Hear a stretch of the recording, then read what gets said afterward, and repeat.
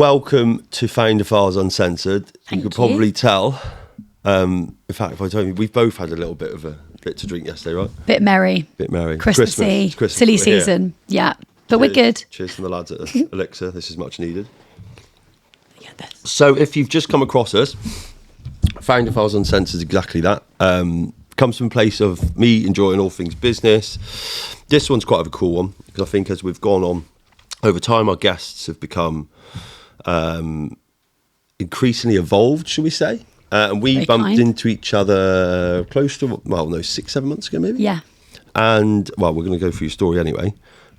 First and foremost, held a fairly impressive corporate career and is definitely killing the fucking entrepreneurial world right now, which we'll come on to. So, introduce yourself. Thank you so much, Dave. I'm Fliss. I'm founder of Wild Thingz Sweeties. We make really yummy sweets, which I'm sure we'll get into. But yeah, we have to try some. Yeah, you've got to do a proper taste test on camera. Genuinely, let's go. Try that one that's got cola in it, which I love. But they're sweeties that are really yummy, really fun and exciting for kids, but half the sugar and nothing weird or nasty or artificial in them. So they're gelatin free, palm oil free. No artificials, colours, flavours, etc. But our whole goal is to be a sweet that parents feel good about. Yep. But kids go wild for. So doing both. But I used to work at a really big confectionery. Really big. The big boy of sweets and chocolate. Mondelez. Which used to be? Yeah, well, they're kind of Cadbury's. They own Cadbury's, Oreo, Maynard's Bassett's, Sour Patch Kids. What? It's a tiny business. Only a few little brands, yeah. But yeah, I learned the full ropes with them and then left to do my own thing. There's one thing learning the ropes, there's two implementing it. So Wild Thingz, no artificials, no apologies, organic gummy grubs. So they're all different insects and like creepy crawlies. You've got cola, peach, blackcurrant, like fruity flavours, but they're like gummy sweets. So and these are healthy. Well, yeah, I mean, they're as good as a sweet can get. I wouldn't be telling you to have them for breakfast, but if you're going to have a sweet, I don't think I'm biased to say that ours are the best in the game because we're less sugar, but without using crap, basically. What do you think? Really nice. I'm a massive sweet person. Oh, really? Mint, yeah. What's that? Less than 80 calories. Less than 80 calories, yeah. Wildly organic, purely plant-based. Yeah. There you go. And where are you? In fact, no, we'll come on to that. Right, let's start at the beginning because I get carried away. How early? How beginning are we going? Right, as early as you want. Where did life start? So I'm local. I'm Worcestershire. I was born in Birmingham. Grew up in Worcester. Very rural. A lot of my mates are sort of in farming, that type of thing. And then both my parents. Ever been to a Young Farmers? Obviously, we've been to the Young Farmers. I love it. Most people watching this, what's that? What's that? I was a pony club kid as well, which is even more kind of cringe. And I'm still a lot of my best mates. I knew from them. But anyway, we grew up sort of quite, amazing childhood, kind of outdoorsy. Both my parents worked for themselves. Right. So I didn't have different businesses. My mum did sort of HR, recruitment, management consultancy. She looked after us kids and did it on her own schedule. Yep. And then my dad had various medical businesses. So he was a doctor, then he kind of was quite commercial and just got more into kind of various finger in many pies. It sounds a bit like what you're got going at the moment. Yeah. Busy. But then I didn't know that wasn't everyone's experience. So that almost unbeknownst to me, I was always exposed to quite entrepreneurial. And how do you think it's affected you? Well, I think it's a big part of why I took the risk to do this. By the end of the show, you'll see how well it's done. Yeah. You know what I mean? So I went to school in Worcester and then went to Exeter Uni, did business and management. Right, cool. And then you do like a year in industry. So I did a year at Lidl, which was epic. I say epic. How long ago was this? This was, over 10 years ago. So this has been the start of the discounter place. It was the hype. It was like when those discounters were just coming up. It was a really cool time because it was over the newspaper, like it was everywhere. Yeah, and they were so dated. It's not going to work. Total rebrand. Everyone was just shitting themselves about it, the growth. And I was there during that hype, and I remember things were selling out. And I was 6 months in store as like a deputy store manager. Obviously, you think of the chaos and working there on Christmas Eve, and it was. I learned so much. What are the three things you learned from it? Think about like if you were to have a thought now, what would be the three what would be the three takeaways from that experience? From a personal point of view, I learned like grit, determination. Like it was bloody hard, like knackering. Yeah, because if you were a store manager or a deputy store manager, which I was, and I was really junior, so I was the only woman in the team. I was like. I was about 10 or 20 years younger than everyone else, trying to get that credibility with a group of men who were like, who the hell are you? Yeah. Little kind of privileged white girl that's here. Like, why are you here? So really having to like, kind of prove myself. And it was physically really tough. If you ever worked in stores, like you're like slinging boxes. If you're Lidl, you're doing the bakery, you're on the tills, you're jumping off, you're wiping something up. It's really bakery, haven't they? Yeah. You are, and it's doing that at 4 a.m. and smelling like the cheese twists, and when you're starving. I'll be huge. I did get a bit, but you're also on your feet, so it kind of balances. Yeah. When I started the Cadbury's, I put on more weight more quickly, but for me, graft. Like I now feel when I went to an office setting after, people would be moaning about something. I'm thinking, you can go for a loo break, like whenever you want. You can go. It's not so weird, right? You share that sentiment. When I left the army, the only thing we used to have a telesales role. Yeah. And I said exactly the same. Because I practiced two things, perspective and gratitude. I remember sitting there doing 80 calls a day thinking, people were moaning, it was a bit shit. But I was like, I'm not in the army anymore. I can go to the toilet when I want. I can have a hot drink. Yeah. Like, same thing. It's that perspective. I remember one of the most bleakest things I had to do was to clean out the meat freezer. And bear in mind, it's like congealed, the like packaged ham that's like dripped, or beef joints.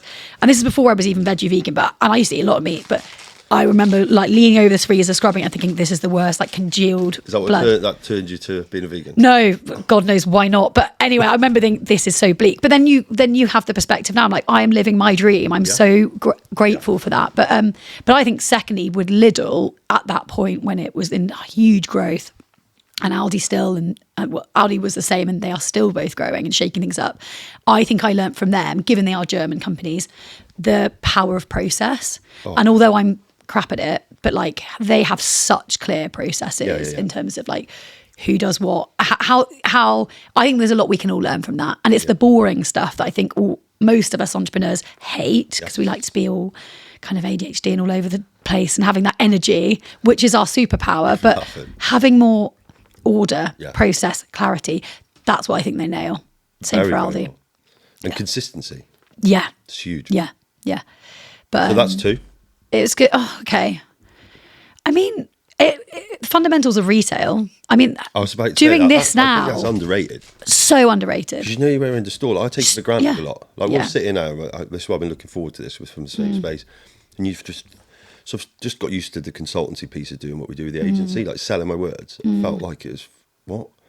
Because I just thought it was normal. And you realise people don't know how the store works. They don't know how shopping, how people, don't know consumer behaviours, consumer need states, all the rest of that stuff. You're like, but then you think, 15 years ago, I fucking didn't. I just was lucky to get into a place where that's all we talked about all the time. And it's those like kind of, I say basics, but like the fundamentals of doing this. Like it used to wind me up a bit at Mondelez. Like people, this is not just to them. I think most brands don't think enough about the shelf ready packaging, the cardboard box it comes in, and then when you're in store and you are doing 100 a day, you're ripping. You don't bother with the ones that are hard, or they look shit and shabby. I don't care to merchandise beautifully a specific brand. Whereas for us as brand owners, that's all you want. All you care about. You just care about how nice it looks on shelf. So some of that stuff, and then seeing real consumers. I was working in like Hackney, Hanwell, busy Lidl stores. Like it reminds me now still, and I'm doing work on it, but like price is everything. Like consumers don't obsess over packaging probably in the way that we do and look at it and they've got a split second at shelf. They're looking at price and they vaguely have some sort of, well, I think we all work on autopilot. I just have it because I've always had it, or because my mate has it, so that is like the fundamentals of shopper behaviour and in store. MyFitnessPal, if you ever track your things, that'll show you how habitual you are. You think you're not, but you are. It's really mad. We're all so unoriginal when you boil it down. But it's brilliant. So, Lidl. Finish uni.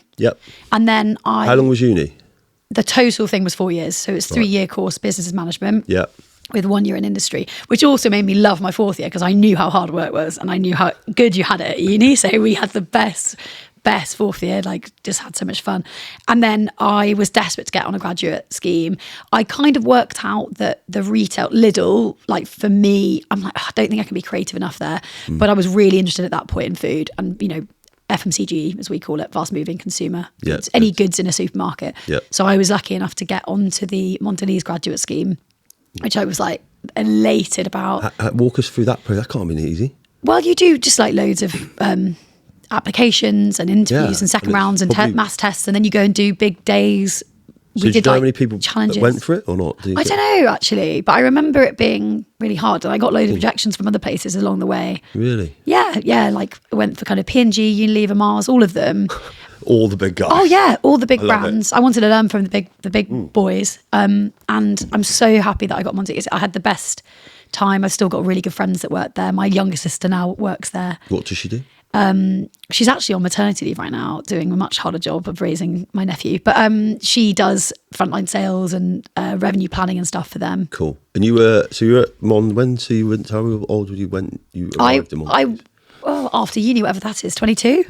Fine. And I was there about 7 years. Were you? 5 in UK, in London, and then 2 in Southeast Asia. I lived in Kuala Lumpur. Saying this, yeah. Yeah, and worked between Malaysia and Singapore for a couple of years for a bit of a shake-up. It was epic. Shit, yeah. Yes. Terrible weather. So let's start at the beginning. So you get into Mondelez, which was it Mondelez then? It wasn't. It was quite freshly-ish. So 2012, I think it was acquired. Kraft acquired Cadbury's. That's it. And then they made Mondelez as this kind of conglomerate of different brands, more of the European brands like Milka, Toblerone, Cadbury's. They've got so many amazing brands like Philadelphia cheese, Dairy Lee, lots of. Really? Yeah, so I worked in cheese for a bit. But then the grad scheme I was on was sales and marketing, 3 years in total. And you do one role each year. So it's a real like meaty, even the graduate scheme. And then I rolled off to have a role then within them. And what was your first role? It's called sales revenue planning. It's basically like internal revenue delivery, delivering a plan through various like account managers. So looking at in my portfolio, which was like chocolate gifting, how do we deliver plans on Amazon, in Tesco's, in our discounters, and working with, the sales account managers to deliver that through their customers. That's a cool place to end up. It was honestly, I learned so much. Of it all and stuff, right? And across like different retail environments, like I learned so much. Someone listen to this. What would a day in revenue planning look like? I'm well aware what it is, but it's you're going meeting to meeting to meeting to meeting because you're kind of the central cog work. You're the communication between sales, all the sales teams, and the rest of the business. So trying to get them the tools they need to deliver their plans with their customers. So it's like meeting to meeting, hearing about plans, getting feedback, and then also working with marketing on what kind of upcoming projects, innovation is the innovation that we've got coming through as a business. Set to deliver the plans that our customers need, which looks very different depending on who you're talking to, and then also communicating to the business our forecasts, which would be like hundreds of millions. You're talking about. I think about chocolate. It's crazy. It's like zeros and zeros and zeros. You can't even pick. I think we'd make calls, and it makes me laugh now because when we did forecasting, anything sort of in a realm of 1 to 3 tons, you'd call it rounding. Now, making 3 tons of sweets, I'm like, oh my God. So you are just talking about these crazy numbers, but you need, and doing that, I did that also through COVID. Yeah. Like forecasting for how much chocolate and how people are going to consume our kind of brands, in this case, through COVID it was almost impossible. We didn't know. And then some things were growing, something like gifting online suddenly became huge. Exploded. But yeah, for these big companies, like you need to be forecasting, 3 years in advance. And yeah, it's so it taught me a lot about kind of business, like just like the fundamentals. I think would you disagree that role for me also? I think the hidden gem there has been getting good as a communicator. Yeah, you can't be good at that role without being able to communicate well across the board. Yeah, so true. Because if I look back at some of the different teams, the channels, depending on how the business is made up, they're all different. Yeah. You look at the grocery team versus the leisure team. Leisure team was sound. The grocery team for me were not my people. I'd never end up there either because I could never deal with a buyer being an arsehole to me. I'd probably just be an arsehole back. I would. I mean, that takes a bit of patience in itself, doesn't it? But yeah, it's that empathy. Gap training stuff? Yeah, gap training, negotiation. Hated it. Did you? Basically, you get taught to be... You've been told the buyer in the grocery space is built to be an arsehole and he wants to like put you in a cold room on a Friday or just be rude to you to get this. I just sitting there, nah. I worked it out at home. So it's relationship and it's real. With people that fucking own the business, not that have been put in a position just to be rude to you. I just like that.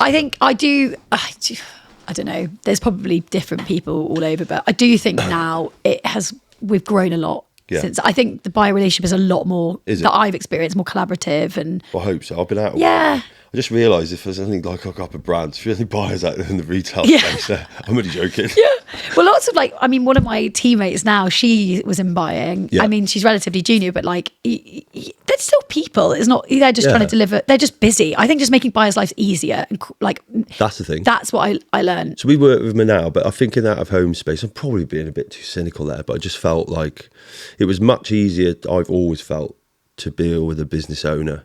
Yeah, well, we should also explain what out of home means, because it's one of these things people say. It's basically the non-traditional grocery. I say to my team, is where you go in with a shopping list is traditional grocery. Nice. Tesco, Asda, Sainsbury's. It's a place you buy stuff that you don't have a shopping list. Like I've been immersed in this world now with sweets, because we're trying to do loads in out of home, but leisure centres, gyms, cinemas, whatever. Petrol forecourts. Everywhere. It's the non-trad. Yeah. So we used to say anything that you're not going to buy to take home. Yeah, okay, yeah. But to a degree, could be a convenience in that. Yeah. Blends the lines. But but it's much more relationship, I noticed. All of it, yeah. So I used to really enjoy it with Monster because we had a ton of assets. So I remember taking the senior team from Alton Tower, Merlin Group. I think the catering director... I'd love to hear back from Merlin Group. Is it? Name drop. Don't you think Sue's Merlin's that watching. Anyway? He's really nice, by the way, guys. I think the catering director, she's like 65, just so I'd taken him. Yeah. Silverstone, we were doing drifting in a cateroom, and she absolutely loved it as well. But through that day, just building those relationships, we started to unlock the broader group. So, but I digress. Your first 3 jobs to do over 3 years. You're in Mondelez. First one's in revenue planning. And I was super junior then. Obviously, I was literally, how do I send an email and do a meeting? And I'm learning the basics. I look back and I cringe at myself at that point. But anyway, obviously, I just come out of uni. But let's just touch on that as well, because I think anyone watching this, it is because we think very much the same. I take so much for granted that I'm on a pilot. So we've got Tom, who's now a business partner, who's young, and just accept he knows a CC or how to structure an email. I remember when I first started writing them, couldn't touch type. Yeah. I was like this. Yeah. Now it's all the things that become second nature. Well, even for me, I use a lot of Excel. And it was great because it forced me, and I was Googling it. Now I guess you could chat GPT it, but it'd be and then I using pivot tables. Yeah. But so useful. And then people would be like, oh, Fliss, you're good at Excel. I'm like, oh, I Googled it all, but anyway. I have been sat there for 2 weeks on my own. Trying to work. Yeah. But it's like that kind of just learning, trying to be a sponge for it all. But my second year role was in brand. So I worked for the Dairy Lee brand for a year, which was really, I learned loads. And actually the marketing director of Philly Cheese and Dairy Lee at the time is now a mentor and our fractional CMO for Wild Thingz. She cool. She actually was part of my recruitment process. I said I did the negotiation challenge with her before I got it. Anyway, we still laugh about that.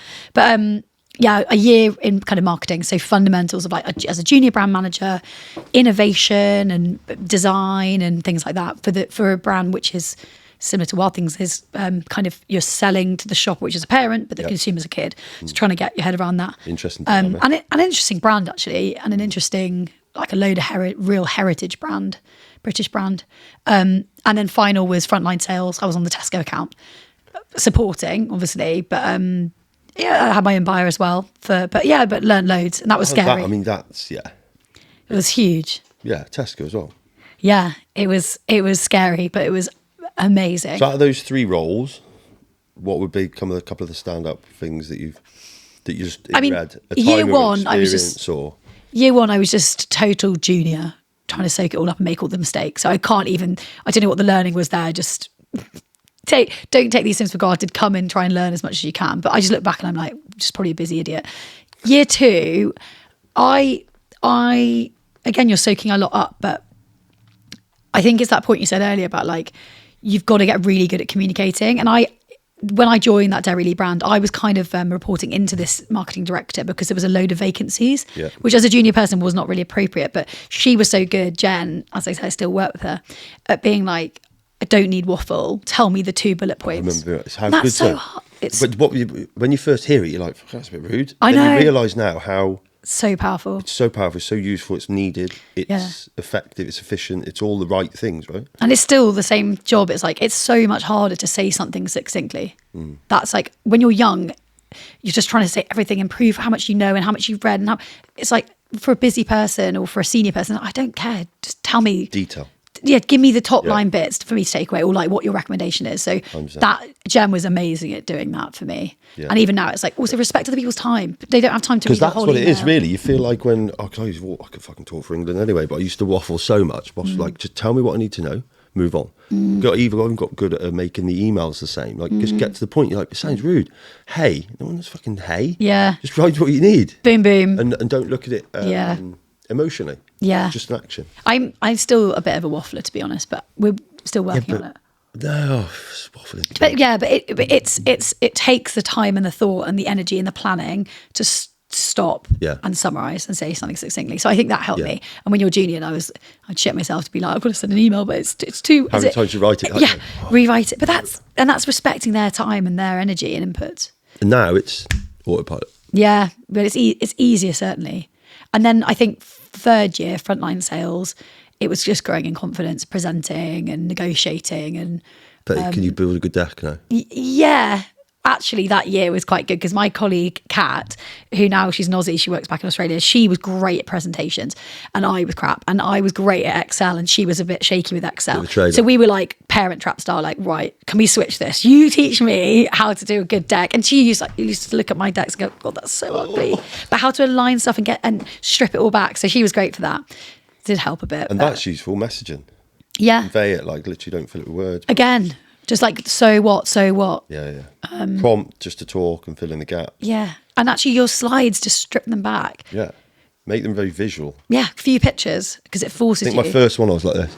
And Dave is, it's like, look back, you're like, I used to get the sweats really bad as well. Yeah. I get so nervous talking in front of people. And that just takes practice, doesn't it? 100%, throw yourself on the deep end. Yeah. Now I can't shut up and put myself on camera. Then you got all this. Yeah, I've got this. I just pretend I don't like it. So Mondelez, 3 years. This would make you how old? Oh. I mean, you're mid-20s. Mid-20s, 25, 26, something like that. And then I had a job and I was a manager, person who, I don't know, reported into me, which was such a cool experience. That was all about people management, as well as bigger job, bigger stakes. So after the 3 roles, you got a full-time role? I got a full-time role. What was it? Sales revenue planning. Oh, sorry, yes. That's more my, And then you did, so when did you get your manager role? That was, 25 or 26 after my grad scheme. Yeah, it was a bit. But it's likely to, but you got a ton of experience because the businesses put you around the place. I remember watching the Coke grad scheme and you're like, just get pushed into all the right places, but the people on them are very, very, I mean, you can tell you're super intelligent.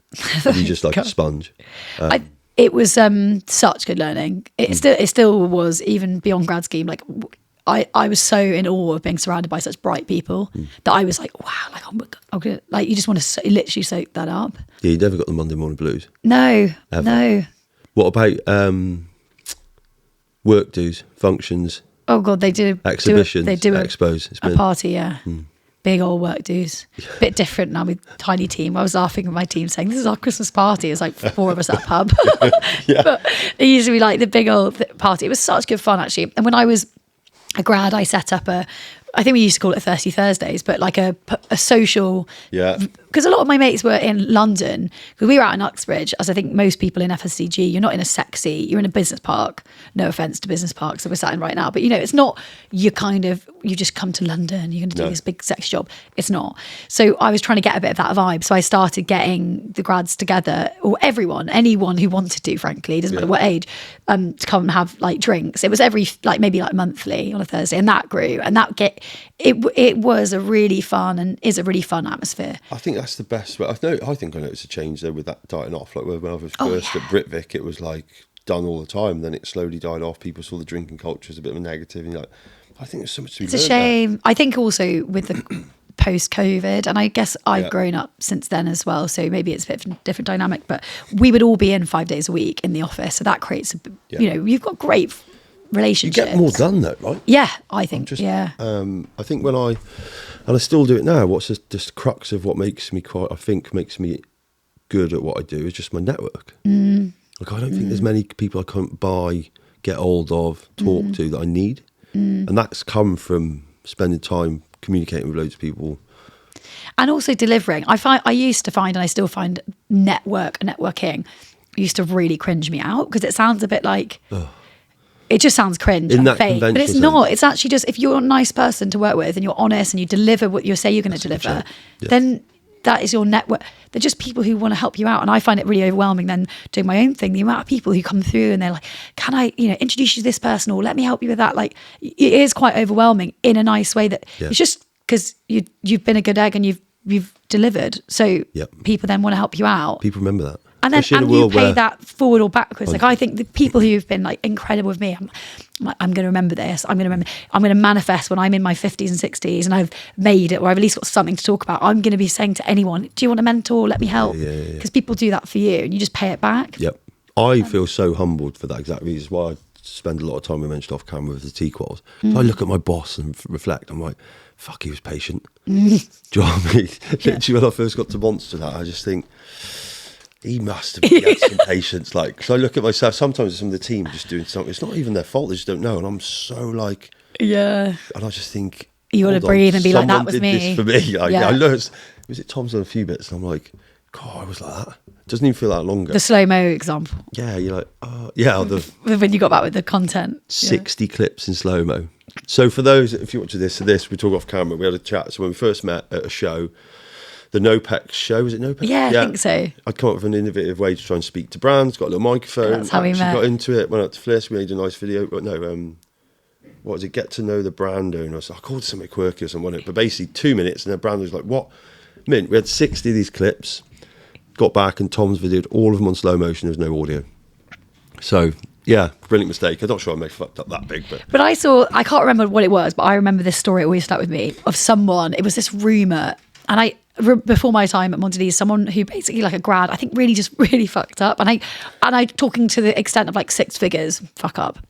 I don't know what it was. I can't remember the specifics, but I remember the story was that he went to the MD at the time. The grad went to the MD at one of these Christmas parties, shitting themselves and saying, I'm so sorry. Like, I'm assuming you're going to want to get rid of me. And the MD went, I spent £100,000 training you. You're never going to do that again. Of course I'm not getting rid of you. That's the best learning. And I thought that was quite a cool reframe. It was like, you won't do it again, will you? Yeah, which is admirable. Instead of going on someone. Yeah. What's the point at that point? And it's happened. 6 figures already, so. You're sunk now. I'll call that training. But in that world, what's 6 figures when you exactly? We can joke about it, but yeah, when you've got mega budgets, then it's different. But I just like that framing. It's like that is training.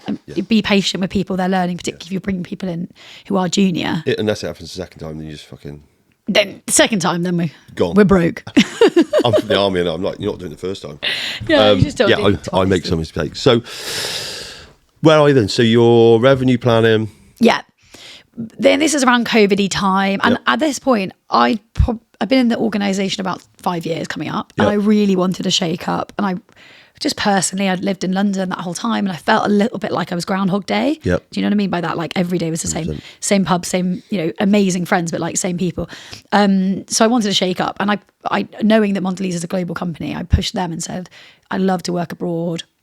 I'd worked out that Malaysia was somewhere you could speak English, was hot, was different, was culturally different. And Mondelez in Malaysia, Cadbury's in Malaysia is not what Cadbury's is in the UK. It's much smaller, more emerging kind of, I wouldn't say SME, but it's more of that vibe. So I then pushed with my team in the UK, like, could you help me get a role out there? And they were majorly supportive.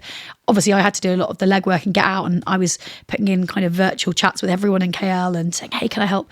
And I then through that got a job to basically set up and lead their e-commerce business for Malaysia and Singapore. Whoa. So flew out during the pandemic, spent 2 weeks in a hotel quarantine, which was petrifying. I landed in this country, I knew no one. And I was like, I'm literally in this like hotel room. I was like, what am I doing? But at least it looks sunny. So I was like, it's fine, it's gonna be fine.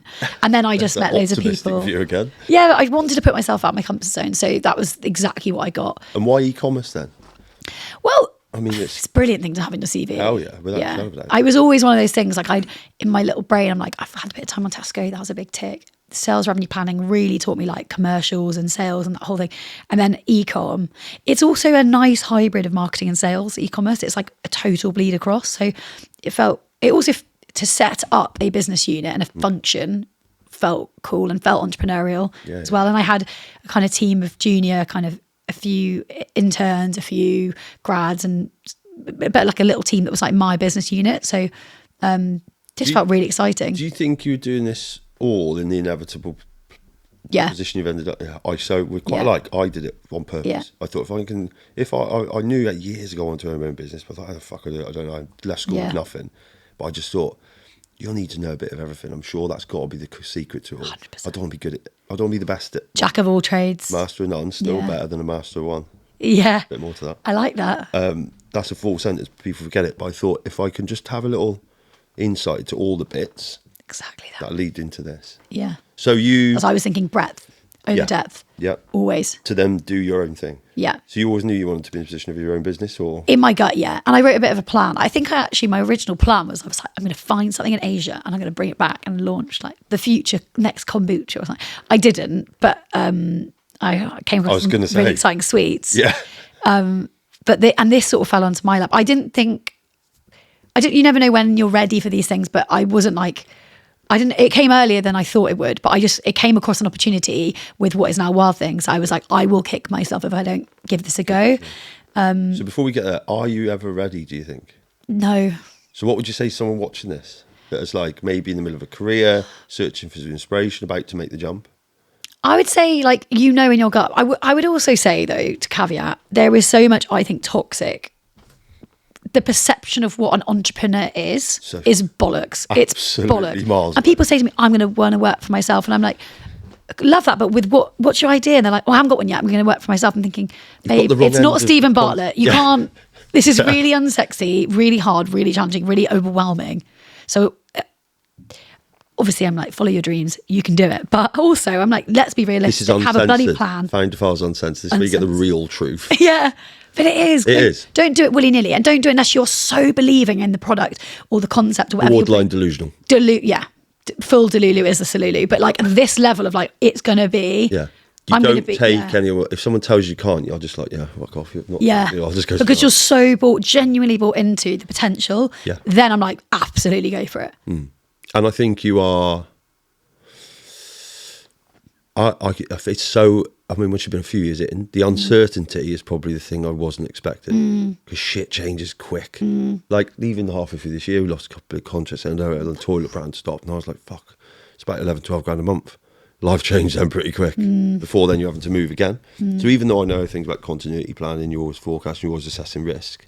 There's only so much you can plan for. And I think the thing I've learned, especially this year, is take nothing for granted. Yeah.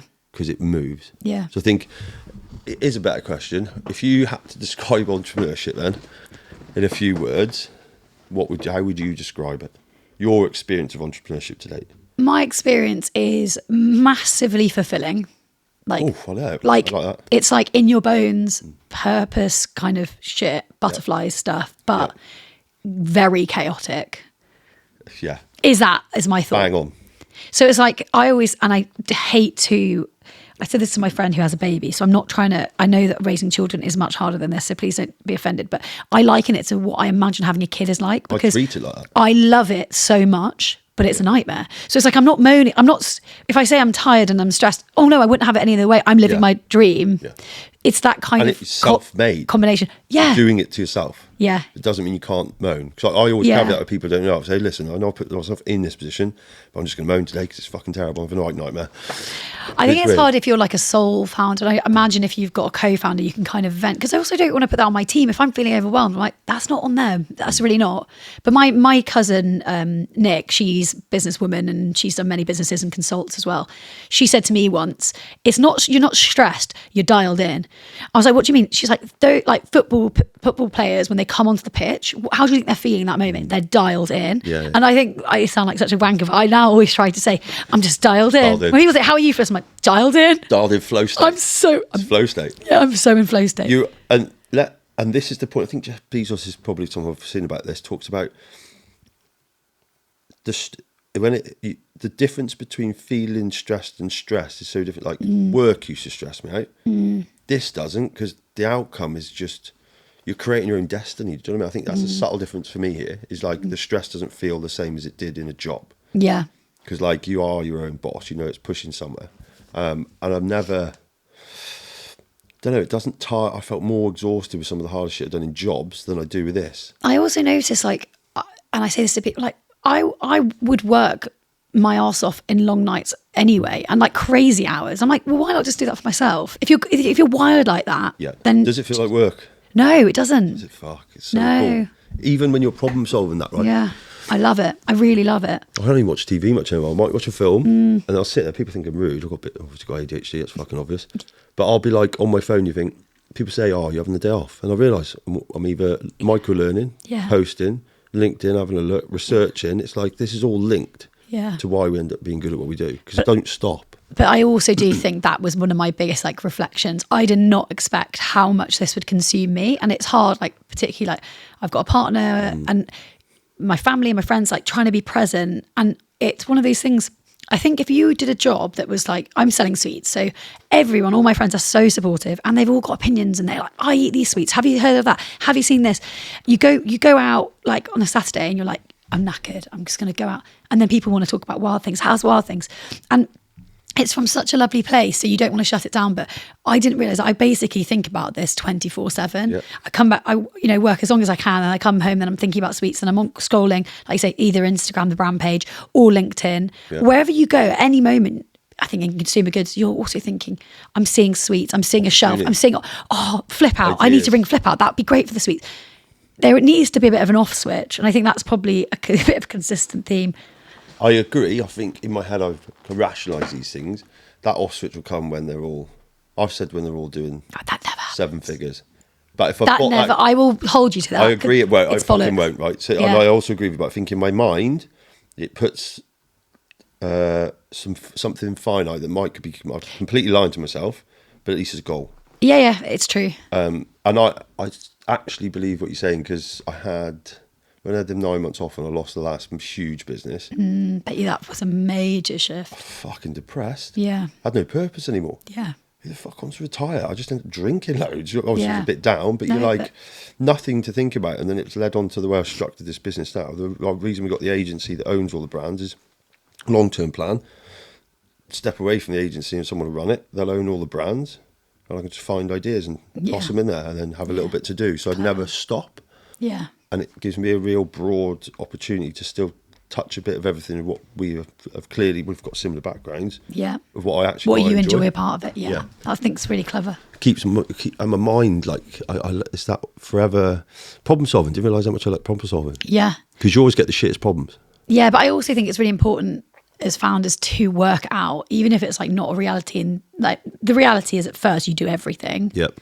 I always say, Shaka Khan, I'm every woman. However, you start doing everything, but then eventually work out where your place is, because it also can be quite damaging, I think, when founders still try to do everything when it's not their wheelhouse. Get out of the way. Yeah, get out of the way of your team, or hire people that know more, hire people that can do it better, or try and, like, you've already figured exactly what brings you energy and what you're good at.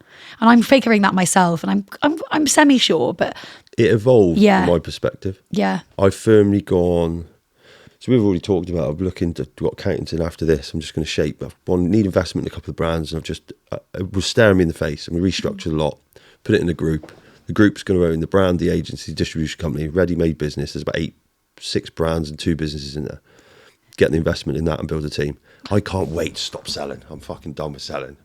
Really am. I just want to. But will you ever? Oh, you mean just because you're going to restructure your role? Yeah, I will. So you're right. I will continue to sell, but be a bit more like, I watch Alex Hormozy. You familiar with him? No. Gary Vee and stuff. I reckon these guys are putting 400 to 500 bits of content out a week. That's so intense. There's 40 people in social media team. Like I think the barrier to entry on social media has never been lower.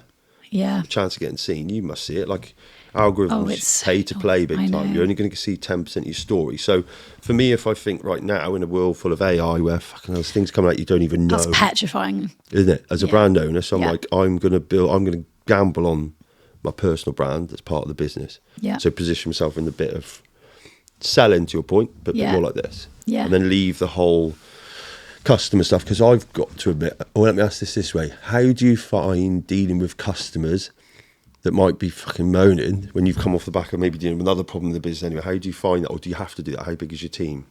Well, we're 5 in total. Right. 2 of which are home-based, me, and two come into the office with me. So you can step away from the customer a little bit? Not really. No. I don't want to, because that for me, the frontline sales bit. And that's what you like? Yeah, I love. See, I struggle a little bit. Just put this all on my own fucking problem.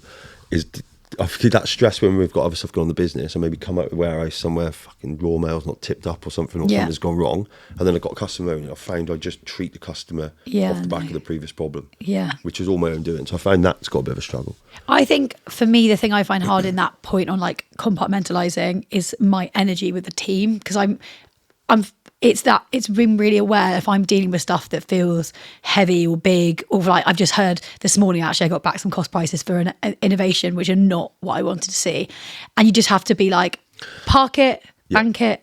I think you become a bit like, the Buddhist thing of like, you don't celebrate the highs or the lows to an extent, which is a bit damaging. Sometimes I don't stop and go, God, babe, this is great. You don't celebrate. I don't think you stop to celebrate, but that's also because you don't stop to commiserate, because you almost do neither. You're just on it. Otherwise you just. So you see that logo behind you? Yeah. The ECG. I've agreed with you, but in fact it goes up. It's like a heartbeat. You can't enjoy the. Yeah. So that like the last little peak is only little. Yeah. If you've been at the lowest point, you'll feel that's really good. Yeah. And I've kind of changed my perception in. I will share all small wins. Like I put it out on social media. Yeah. People are like, oh, you jinxed it. Oh, fuck off.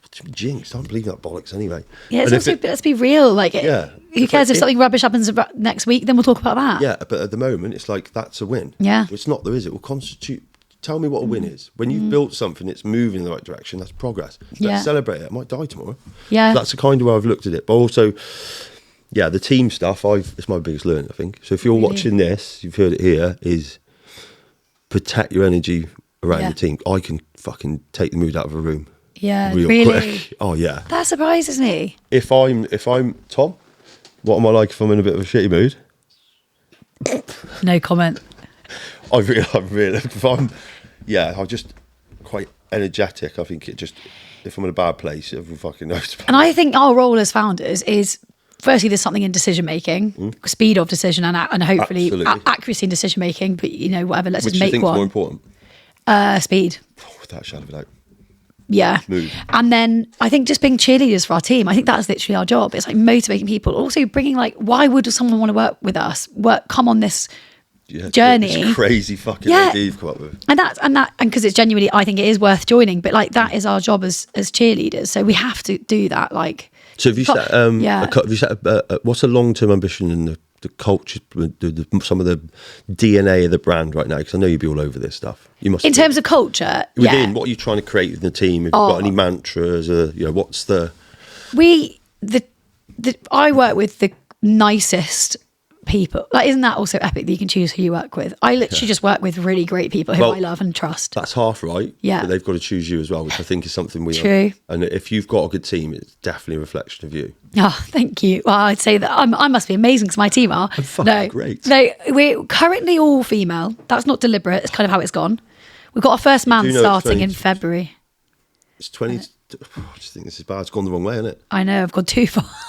I've got my first diversity hire coming in February, white man. I'm not impressed with it. I know, I'm sorry. You shouldn't have to do that. It's just how it's happened. So a full female ran, and actually more than half the team now, when I look at also like freelancers, like the CMO I spoke about who works freelance, fractional, we're more than half now mums. So the product, the sweets, we are made for families, and we're made for parents to give to their kids and feel good about them, as I said. So we literally have the consumer in the room. So, and we've got a real flexible working culture on the back of that, which is something I always find it a no-brainer. You get talent if you can let them work flexibly. No shit, Sherlock. I'm more conscious. Can you deliver? Yeah. Just don't get us in trouble. Hours you can't. Don't make the brand look bad. Yeah. Just deliver. Can I trust you also? Because you're trusting. That's the thing I notice about being a manager. Is it's your own brand. I've never been one of these people who's like a micromanager until it's my baby, and then you become. I'm like, Fliss, what? Leave people. Give them space. You brought them in because you trust them and you rate them. Yeah. Let them do it. It's funny because I never used to be like that, but you become a bit perfectionist, I think. But have you must be in the space now where I used to worry about like a social media post not looking right. I can't be bothered. Didn't you? No, you're like, fucking get it gone. 20 people are going to see it. Let's repost it in a week. That's also the kind of way we are now with content. You just get as much out as you can on TikTok, and you don't know what might stick, but you've got to get over the agility over perfection is definitely a mantra, and that's actually a Mondelez mantra that I took, and I live by it. Yeah. Agility over perfection. Come on. But so our team, we are kind of half home based. Me Luce and Sophie who go into the office. Lucy's ex-Huel marketing, Sophie's ex-Dalesford, and Harrods buying. So she's sales and Luce is marketing. We're in. I mean, amazing. And they were 2 years into their career when they joined Wild Thingz. So that is them taking a punt on. And have you got any? They got shareholders or anything like that? Do you have to entice people in through a bit of stakeholder? Not yet, but it's definitely something I'm interested in. I think it's important to have skin in the game. Everyone in my business has a bit of the business. Yeah, I need to talk to you about that. For me, it's the admin of setting that up, but I need to, because but when you're so new, I mean, we were so new. We launched this January, so it's almost like shares in what. When I hired Abby, we didn't have a name. The brand didn't have a name. That idea, the vision, yeah. But now we would be at a place where we could set that up, because it's like, this is the traction we've got. This is where we're going. Easy. Are you in? Are you really in? So, so no, not yet. But then, yeah. So let's get on to then. Talk us through where Wild Thingz come from. We've been talking about it enough. Where did you say you brought it back from Malaysia? No. I heard about it when I was working abroad. Yeah. Brother-in-law rang me up on a Sunday and he was like, Fliss, I was at a wedding yesterday. I spoke to a guy that owns a vegan sweet brand. He's looking to do something different now. He's like lost the love. Thought you might be interested. I'm like, okay. So I spoke to this guy, and these sweets, in a different form, these sweets were a 40-year-old vegan brand around since the 80s. These were? Yeah. They were called Veggie Bears. I heard about them. They were looking for a new home, basically. And I taste them. I'm like, they taste brilliant. Yeah. They're half the sugar. Yeah. They're all natural. This is amazing innovation. But it was to a vegan audience. I'm a vegan. We're about 1% of the population. Yeah. Very noisy 1%. I'll give you that. Really fucking awesome. Yeah. Too right. But it's a tiny, tiny group of people. Yep. And I taste them. I was like, there's so much more mainstream appeal for these. Particularly, I thought about parents. I was like, parents would love these. And I knew from Mondelez how hard that lower sugar thing was to crack. And I knew that nobody was doing. There were some brands that are no-nasties, like Candy Kittens, who I love, by the way. More for Jamie Lang, more for adults. Yeah, Jamie Lang's business. More for adults. You know, they have no nasties, no palm oil, no gelatin, but around 60% sugar, which is a typical sweet, 60, 70% sugar, depending. And then there's some sweets that are coming through, again, which have a place, but they're 0 sugar or 1 gram sugar, but they're full of sweetener and additives. Parents want both. They want natural and lower sugar. It's a treat. It's a treat. But then kids and sugar and behaviour and sugar, and then you don't want artificials, because then you've got E numbers, or they've got blue tongue and they're going crazy. So I did loads of, I'm skipping ahead. I took on the brand. I was like, I'm going to give this a punt. The sweets are amazing. But so the positioning were very niche. Did you buy the brand then? I bought it. I just said, how much stock have you got, and I'll buy it off you. Nice. So it then put into my name. And then I got a couple of angels to be like, will you back me in this? Yeah, we'll do it and give it a go. And what were the sales like when you took it over? Maybe 50k in a year revenue, maybe 100k revenue. And how long have they been going? 40 years. It was the brand, the business itself had got around 20 products, not just the sweets. Right.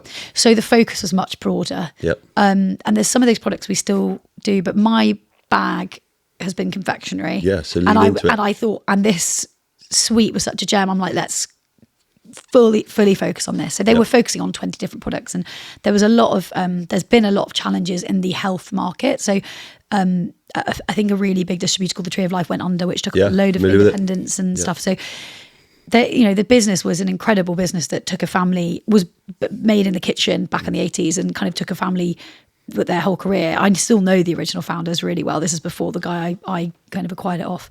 But ultimately for me, I was really interested in these sweets and the potential of them. I was really attracted for the fact that they've nailed the recipe. Yep. And I'm not someone in R&D. I'm like, that's amazing. They've got a small batch manufacturer that's on. That's the hard stuff, I think. Then it's about brand positioning. Yep. And I took it on. I did a load of consumer research with parents, because I had this gut feeling that parents would care. Yep. And then it felt like they did. Yep. They're like, oh, that's great. And then I took that to a really cool design agency called How & How. Yep.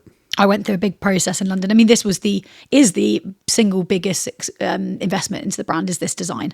So I was like, I want this to be as good as it can be, the branding, a brand that can go, I picture this as a brand in 100 years. How could you say a big family brand? So took it to them and said, look, got this sweetie, got a blank page. We want to attract families, but I'm really obsessed that we do not look like a healthy sweet. I want to look like as fun as a Skittle or a Haribo for kids. So they beg parents for it, and parents roll their eyes and go, oh, that's the one with half the sugar. And, Yeah, you can have idiot. it. Yeah. It's more like I want parents to feel good about buying our sweets because they've got enough on their plate to need to worry about sweets. Yep. And then I want kids to be as crazy for them, not feel like they're getting the raisins at the party. I want it to be, as fun, which it is. And that's what's so fun when we take it to festivals and stuff and see kids. Obviously, what a fun job giving sweets to kids. They love it. And then parents love it to go, oh God, that's great. Yeah. They've got no clue that they're, And the branding looks sick. It's playful, it's fun. Thank you. It's really, I was keen to have a really distinctive brand. So at least you'd recognise it. Yeah. So where did Wild Thingz come from? Is that you? No, with this agency. So they designed everything? Well, we literally worked for 3 months every week on iterations and ideas. So how long ago would this have been? It would have been last March. Did you not panic when you started looking at domain names? This is just not type. Oh, yeah. How much of a negative is that? Yeah, stressful. But bloody important. And actually trademark. I learned a lot on things on trademark. But it's free to do. Government trademark register. Yep. I effed up with one of my, where is it? This Fruity Flies. Used to be called Fruity Flyers. I didn't think to look at the trademark for the variations, and there's literally a big brand called Flyers in sweets, and he was really kind about it actually. Yeah. And he wrote to me and wrote, you can't do. Oh my God. I was like, please, I'm a new brand. I can't recall this stuff. Can you let me just sell this first batch and then we'll change it? And he was like, yeah, fair enough. Oh, that's good. But you can run into some real issues, can't you? People get pissy about it. Quite rightly, I've just gone, no, you can't sell that. So anyway, please look at your domain names and even like your trademark, your domain names, and Insta handles and stuff. We wanted this world. I was like, how can you clash the vibe of like toxic waste and Skittles with an organic plant-based sweet? So what is like wild? Like what does wild mean? That's also that like punk kind of fun. Like kids are wild things anyway. And then the Venus flytrap monster. On the front, we were talking about like what is the most badass plant-based thing? Obviously a Venus flytrap.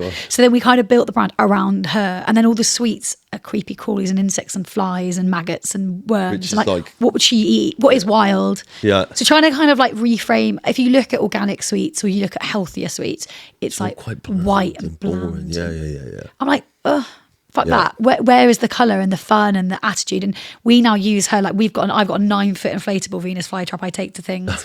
And we've got kids' cars, and everything we do is like fun first. It has to be vibes and fun. So if anyone's watching this, the biggest thing I pick up what you're doing really well is selling the experience, the feeling. Marketing's feelings, emotions, isn't it? Yeah, so true. Create something with it. I think if it's a fucking cliche, I'm not sure everyone watched this, but they talk about Nike's done it exceptionally well for years. Don't sell the thing.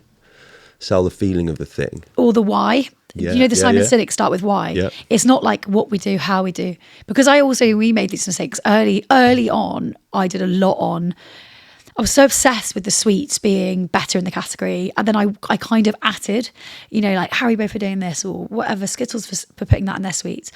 I don't do that now. I'm like, why am I punching down? We're a great sweet. I want to be like, we are a cool vibe for cool parents. We taste good. I'd say that we get wrapped up with the functional benefits of stuff, and consumers also don't have the time to understand. I think we've been drowned in it. Yeah. I think that's been an evolution. I think it was when we started. It's funny, a lot of the same things you did, I did with this. Yeah. When I left, I knew hydration was going to kick off. Fuck me, did it. Yeah. Now it sometimes literally does my tits in. I watch on Instagram, I'm like, it's another hydration sachet. Yeah. But I did at the start, so I looked crazy. It's like, hydration was quite boring. Thought I wanted it to be a bit fun. At the time, the fastest growing categories in kind of drinks and supplements was pre-workout and energy drinks. Yeah. What are they? They're loud, but they're unhealthy. That's where we come from with this. And now it's more of just as I move into this year. Again, it's interesting. If you're watching, there's two of us sitting, echoing the same point. Is I'm more interested in so we're a health and wellness brand. Yeah. I'm more interested in sharing or discussing topics around health and wellness, and these are kind of just something that fits into making your health and wellness better. Whereas before, it's like, this is electrolytes, there's this in it, it's vitamins and minerals. Consumers also don't shop like that. None of us do. We're not that. No one's got the time. We're not that informed. Like you just buy it because, and yeah. But you go back to your experience you've had, and I think it was easy to forget early on.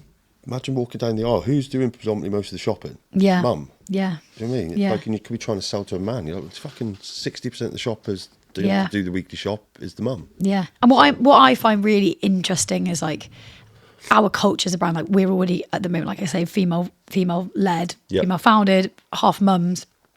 parents are busy, you know, and like a lot of stuff we talk about is like actually about parents' mental load and trying to like laugh and not be judgmental. Back to my point on when I was kind of atting other categories, I was like, this is a bit judgy. What? Yeah. Fuck guilt. I hate the word guilt. When people are like guilt free, I'm like, why is there guilt? Yeah. We shouldn't be like, parents are thinking about tech and like their kids at school and their kids' safety, not what sweets they're having, or like guilting someone because they give their kids Haribo. Why not? A childhood without sweets is pretty shit one. Boring. So actually, let's celebrate fun, joy. Yeah, there's enough shit going on. So actually, let's just be about positive and, like you say, that emotion and like trying.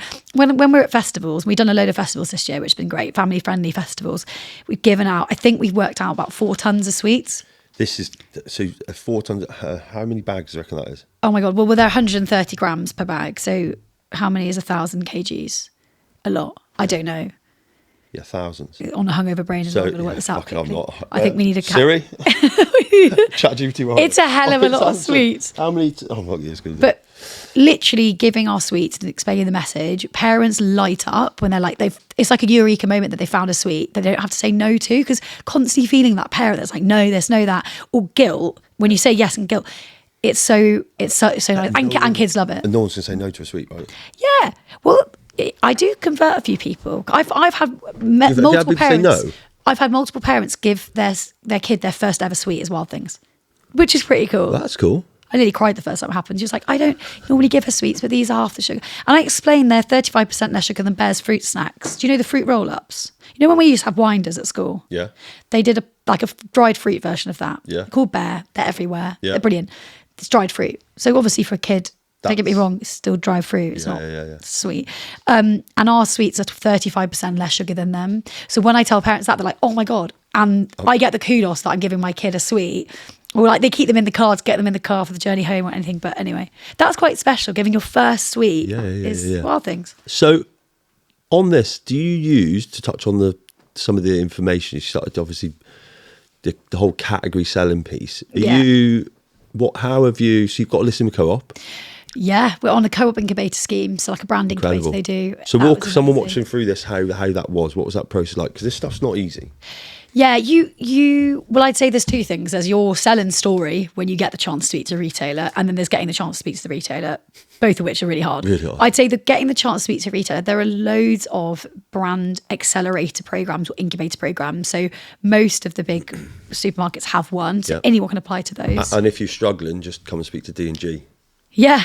We can there you go. Quick plug, but genuinely come and speak to us. Me and Dave to speak to anyone. It's pretty easy. But I'm actually, so applied to those. I pitched a co-op. I went up to Manchester, their head office, and pitched to like 10 people in a room. It was like my full Apprentice, Dragon's Den fantasy moment. But I was also the first big one for the brand as well.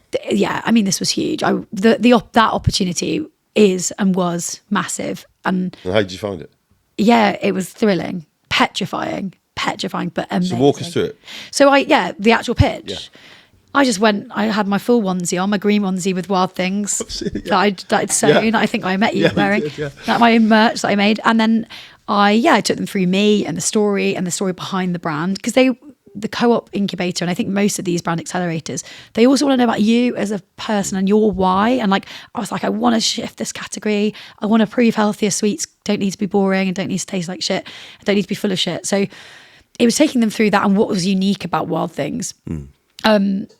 And then got a bit of a grilling, which was great. And can we just stop on that, not to interrupt you, but outline as well. I think the interesting thing, if you're watching this, there's so much me and you just sitting here taking this for granted, which is why I'm going to pull it out because I realise it's not. It's that making, so if I was explaining to some of the clients we have, a buyer, right, his whole job is to buy shit that makes more money. And I think it's easy for us to go in and start telling us why something's good. It's like move into them, well, what could it do to shift the category? Because we all know, so if I take, for example, Monster, 50% of its growth, up until the point when I left, every year, was through innovation of flavours. I remember getting in there going, what the fuck are all these flavours? I was like, can't sell that. My wife at the time was at Red Bull. They had 2 cans. Yeah. And then you realise it's that innovation, but what was it doing? That's what you're bringing, a Coke energy, a juiced energy, like the stealing from the soft drinks category slowly, but often choice. Yeah. So I think it's quite, one of my ultimate bits of advice for people with brands is when you're looking to go major retail is don't take for granted, I mean you do it on autopilot, the value of being able to change the category, shift it, come in and compete with it, broaden it. Those are more important than the fact, I don't know, you might be the first to do something or something. I think that's underrated. You've got to think, I think you've got to know your category inside out as well. And like think like that buyer, like get in their shoes. Yeah. And the category is different. So when I'm selling into Whole Foods Market, which we had a listing in, and Planet Organic, that's a very different range. That's a very different buyer with very different goals and what they want to get out of that. Similarly to when we're pitching to Fitness First or Everyone Active, you know, that's a gym. So then I'm not just in a big bay of sweets. I'm then around, okay, there's a cereal bar, there's a juice, your cross category. So what is that range? Yep. What are you bringing that others aren't? What are you adding? Yep. And for me, the incremental audience, say about incremental, like the audience that wasn't there before, that instead of stealing, if I'm a confectionery buyer, I steal from Candy Kittens or Haribo, and that doesn't help them at all because it's the same P&L. It's like, great. And what? You're eating your own dinner. Yep. If I'm saying something, which I am saying, look, we've got stats that show, I think it's 63% of parents feel really reluctant to buy this category because of two things, artificials and sugar. Yep. And my product can meet those needs. You're missing out on that massive chunk. Yeah. That is what I'm obsessed with. And that's why everything we do is for parents, with parents. And where do you get the insight from? Using things like Nielsen, Candle, all the rest of it? I have actually bought some data off Nielsen, which was useful. Data is not cheap, but it's really useful. But then you've got to make sure you've got time to use it. Have you come across North Star yet? Yeah, I have. So that's my mentor. Yeah, it's his business. Is it? Yeah. Do you know Hugh Davis? Yeah, I think I've think He's him. the reason I'm here. Is it? He took me under his wing when he was heading up Palm and Harvey Snacks and things. Yeah. Don't know why. I need to get into North Star, but I'm lucky enough that my two big listings at the moment, Ocado and Co-op, give me weekly EPOS data for free. Just drop that in there. I know, little, but no, genuinely, I get amazing That's mega, data. mate. Can we just celebrate? That's huge. Honestly. In what, under a year? Yeah. Soz. Yeah. And we're in loads Which one was first? Ocado backed us in June. Yeah. And then Co-op went live in October. And I've got also building a really juicy out-of-home business, which we spoke about earlier, but Breaks, Bid Foods list us as well, which is mega. What environment are you going in through then? I'm going to get anywhere that families are having fun. So like leisure, like Everyone Active, so they're rolling us out into 100 sites from February. We did a small scale trial with them, then we're rolling out. We're in a chain of ice rinks called Planet Ice, and then I'm across from you. I love Jamie, who the food and beverage manager that runs it. He's really partnered with us. Years now, I don't believe. Yeah, he. How many sites they got? They've got sort of like 15 sites, I want to say. So you've already got places where you're building rate of sale and proving it works, right? Whole Foods Market did us a trial over Halloween. We're now pitching for permanent listings. Planet Organic did a trial. They confirmed last week they want to keep us on. So it's all of that like build. Vending? I haven't done it enough. I do think my little packs would be perfect. Little vending. Might know a few people in the vending world. Well, I'll leave you some samples then. Yeah, we could get genuinely. But it's about building. And I'm really passionate actually that I want to build a brand. When I sell into a retailer, one of the sell-ins I want to be that brand love. And you can't copy that if people love your brand. So there's the stuff we're doing on Amazon, which I've been selling on Amazon since day one. Yeah. It's all kind of kids' parties, kids' party bags. It's perfect little party bag filler. And that, I'm so excited by that because when you buy our party box, that's like 25 sweets, packets of sweets. I think to myself, firstly, a mum has taken the time, or dad has taken the time to buy us for their party and back us there. How epic is that? And spend more because Haribo is a lot cheaper. And then they're going to go then and say to their 25 mates, hey, I heard of this brand. This is why I bought it. What do you think? I think for me, I'm really excited by what that could be, that kind of acorn seed we're planting in future. So do you know what we call it? I didn't steal it from Monster. We used to say we want fans, not consumers. Yeah. It's really like, someone said it. So like, powerful. Consumers are fickle as fuck. You're always on price. Like in the supplement industry, it pisses me off. I'm trying to make something meaningful because if you look at the supplement category, it's all on price. Yeah. So it's like, and a fan, like no one's supporting Shrewsbury Town because they're any good. Yeah. Like, do you mean like Division 1? Yeah. Like 4, I don't even know football. Savage. But I think to your, I know the shit. They're fans. Nice, great, but they're fans. Yeah. And I think if you can, but would you agree building that loyalty takes time? You can't cheat that, I don't think. Yeah. It's consistency of messaging, it's staying true to your goal, not pivoting. Yeah. That sometimes can be easy because you might think it's not working. Yeah. And trust the process. Trust the process. And everything we do in obviously Amazon, we've now got like TikTok Shop, which we need to do more on. And these out of home, let's say it's a gym or, someone's having our sweets after swimming, or I love like a Centre Parks, I love a Merlin.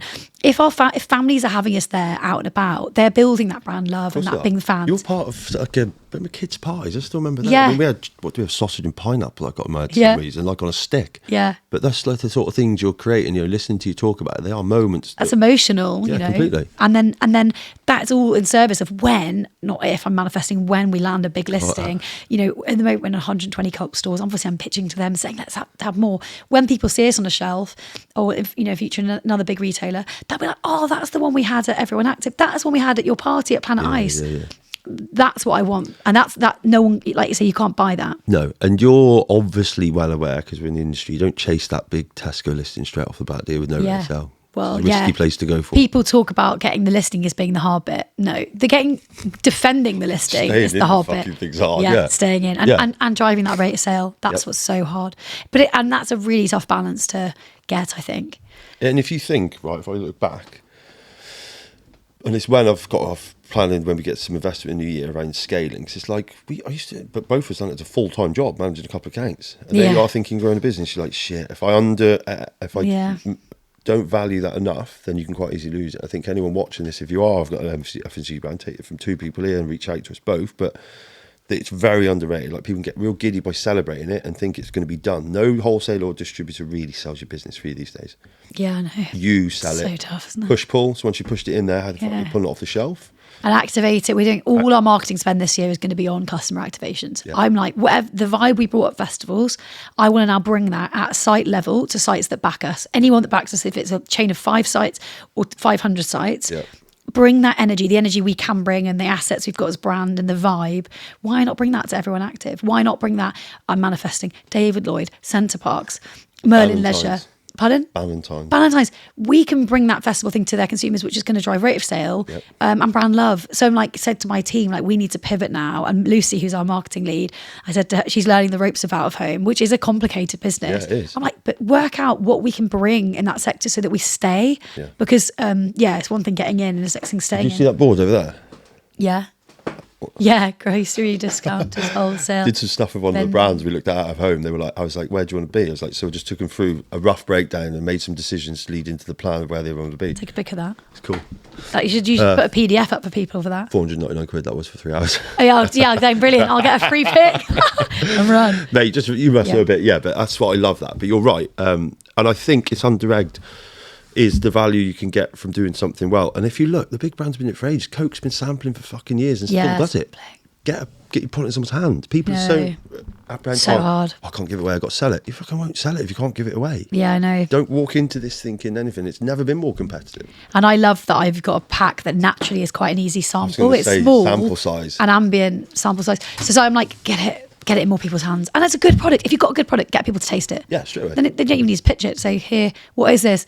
It's just a yummy sweet. Do you want to try it? Yeah. Feel, touch, create an emotion. Same with drinks. Yeah. Taste everything as well. Yeah. With food. I think it's a lady called Rom, who's like a really senior commercial person at Co-op. She always says that distribution is a vanity metric. We all love to go, I'm in this many stores. It's like, how are you selling in those stores? That and what kind of stores? Like I know from the data analysis with Co-op, which has been amazing, I can literally see, okay, stores closer to schools sell better. Stores in more tourist locations sell better. So this type of insight, I also, because I'm in the incubator I'm in different places in different stores. So I'm starting to work out, oh my God, my rate of sale is 10x when I'm in this position with the beers, wines and spirits and the food to go versus when I'm in the back of store. So it's like that level of insight is gold. Absolutely. But then knowing that in depth, so it's not just like, I just want distribution for the sake of distribution because it'll look cool on my LinkedIn. It's like, no offense, mate. How is it selling?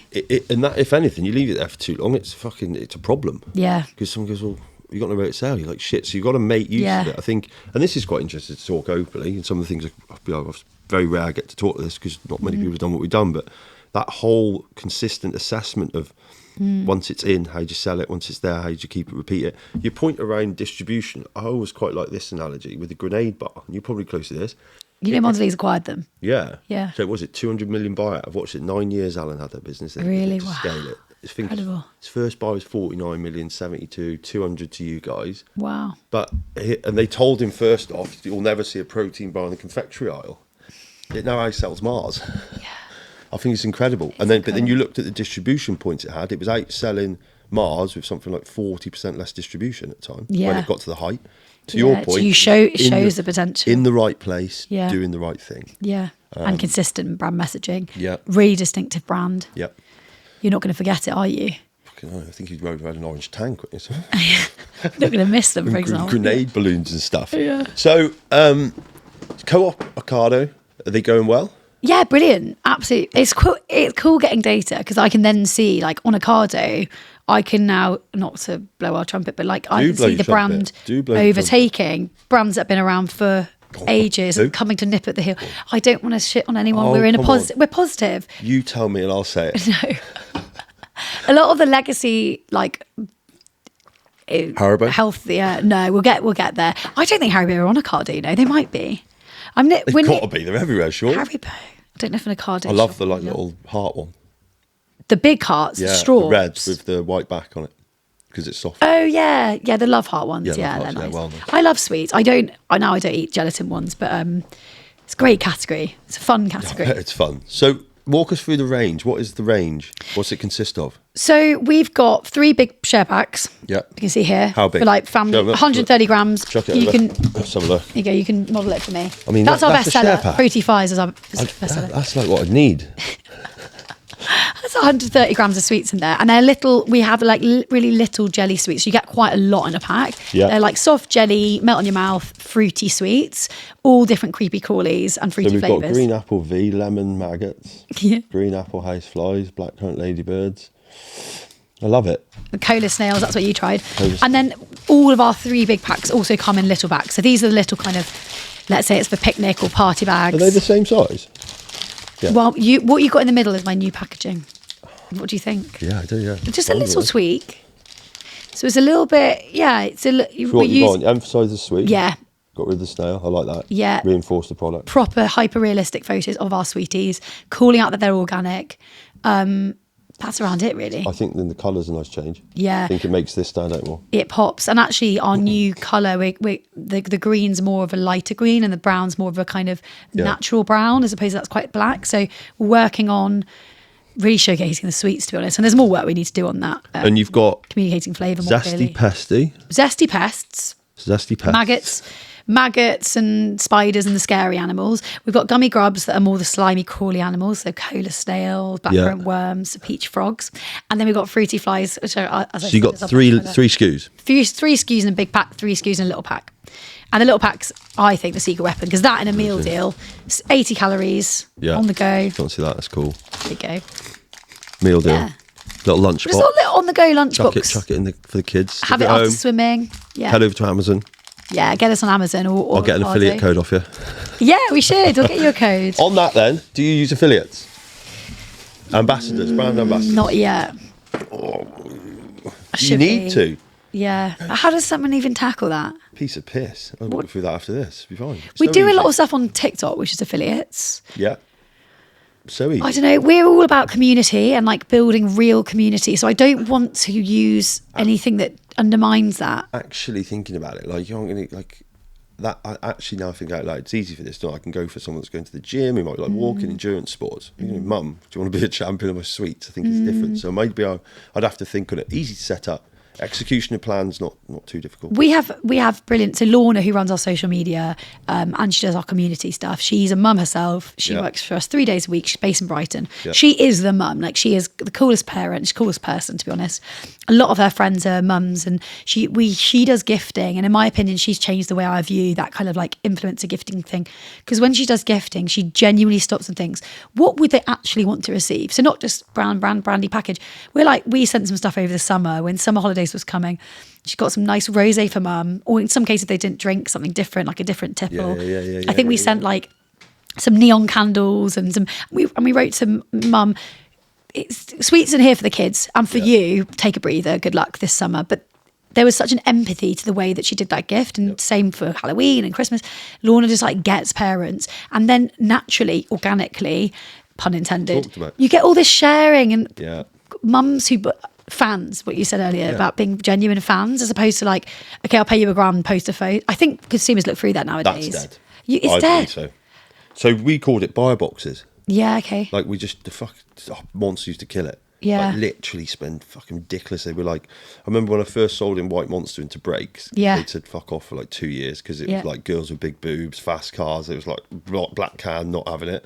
Walked in, I think it's the third time I went down there, and it was a lovely white box, all had like textured because the can, nice bit of messages inside, really well presented. She just looked at it, stroked it, tried it. She's like, yeah, I listed it.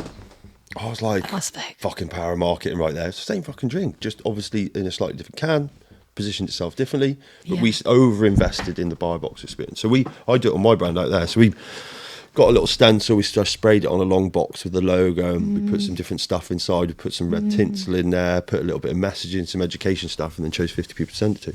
Then you get a whole unboxing experience. I think you need, as a new, if you're starting up, not even when you're starting up, anyone as a brand owner, get ready to give samples out everywhere to everyone. And like you say, we early on got like a really nice, really plain Wild Thingz box with Wild Thingz so big on that logo, because I thought to myself, if I send that to Tesco and that sits in the reception for a week, love it. I got a little bit of brand just sat there. Signpost. Even if no one opens it, give a shit. So nicely, and then when you open it, you've got the messaging and the story and then the sweets and stuff. So I think it overwhelmed me just how much you send, because any connection starts with send me some samples, quite rightly. Otherwise buyers know what they're not know what's what. They're like, let me see this product first. So, get ready to be good at DHL or post office, whatever you use. Because there's another cost. It's so much cost, but then isn't that the best place to be spending, I think? Hell yeah. If I was going to do it, it's getting product in hands. Product in people. Make sure you've got enough in the tank just to do that. That Sample. And then do work like mad organically on socials. Yeah. So what MPD? I don't think I'm there yet. We've got heaps of ideas, and So talk to us about the ideas, because I know there's something in your mind. Well, we're looking at different flavour combinations, and I'd love to do a sour. Seasonal stuff? I'd love to do seasonal exclusives and like a spooky edition. I'd love like a glow in the dark next year. On Amazon, we'll definitely do some MPD, because we did a really fun trick or treat box this Halloween, and it blew us away with how well it did.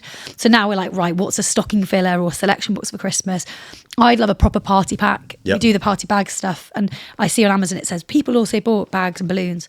Like, why are we not selling bags and balloons? That's easy. So looking at like a one-stop busy parent, add to basket. Done. Good through Amazon. On retail, I'm actually focusing more on cost of goods. I want to get my pricing down.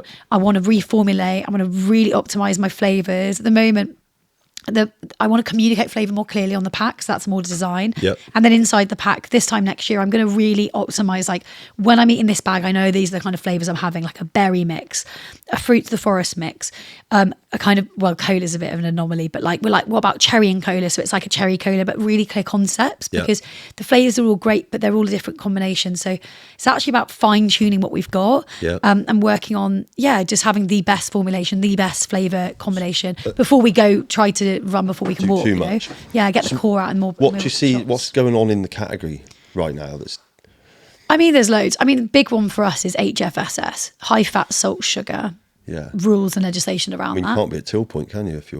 You can't unless you've got an HFSS compliant product, which is also something we're working on. Or if you're a small business, I think there's a loophole. If you're a small enough business, you can apply for like a in store. So in digital, you're exempt. As a small business, you're exempt, which is a big advantage, actually. That it's to do with anti-competitive law, like letting small business have a voice. In store, there's no loopholes. That came in ages ago, didn't it? I remember we did a few years ago. Must have been 20s. No, I remember we did, because we launched Mango Loco. And just when Lucas, they'd whipped all the sugar out the idiots, and they lost, I think they lost 72 million that year. Wow. Mango Loco was the fastest selling drink in Tesco for 6 weeks. Got more sugar in the real thing. But the idea of the tax and that law was to put it on to steer you away, not fucking get rid of it. So I think it's crazy. It's no one's bought out. Well, consumers don't know what HFSS is, nor should they really. But we should talk about what is it? So high fat, salt, sugar products are not allowed anymore front of stores, multiply deals. Impulse places. So in confectionery, a lot of the big brands have brought out compliant products. I'm not trying to be a dick here, but they taste awful. The texture is like chewing a bouncy ball. We are natural. I would never compromise that. And that's what's hard, because our sugar is actually lower than anything that's HFSS compliant in our category. But you need to add in some fibre to get the good points. It's a big, very complicated matrix of how you get classified as being compliant. Yeah. We're really close, but I wouldn't want to do that at the detriment of like adding nasties. This is important. I spoke with one of recent clients about this, about having a product and knowing the line between putting yourself in the right place in store and completely fucking compromising what you're offering is. I know. It's hard to juggle when you're playing them on, but I always think if you're about to compromise your proposition, just don't. Then what's the point? Yeah. And also taste for me. 100%. It's got to taste good. Well, if you look back, the Lucozade was they're the only one in the industry that took the sugar out, and it fucking sounded great on the internet. Oh, well done. Yeah. Just didn't sell any. Yeah. Because the idea of Lucozade, especially if you think most of their major business was in hospitals post-operation. Yeah. Sugar. You want sugar. You want it. They stop using it. You buy it for the sugar. Exactly. We did some, back to your point, I didn't answer about Nielsen Kantar. We did a YouGov survey. Right. Relatively cheap.